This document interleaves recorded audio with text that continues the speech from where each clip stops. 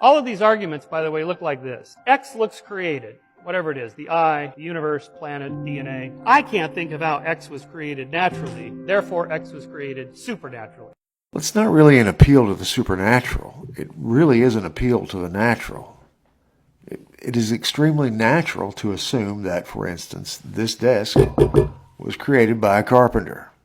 I didn't see the carpenter make the desk. I bought it at a yard sale.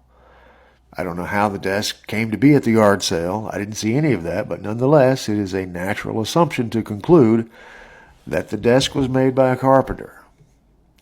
What would be an unnatural or supernatural assumption would be to conclude that the desk just appeared out of thin air.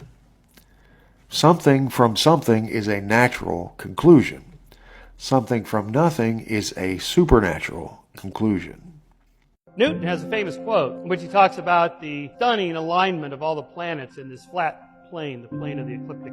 So all the planets are going around in the same direction. They're all in this flat plane except for Pluto. It's no longer a planet, so it's not a problem. And he says, it's just I can't explain, I can't figure out how this could have come about. This must have been the providence of the divine creator. But no one makes that argument anymore because we now have a cogent theory for how solar systems are formed. Naturally, all you need is gravity and some stuff.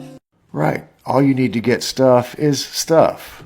All you need to get something is something. In the long history of science, this is what happened. People invoke the gap. They say, well, I can't think of how this could have come about naturally. Therefore, it must have been supernatural. The gaps are being filled. That's what scientists do. With stuff. The nothing gaps are being filled with gravity and stuff.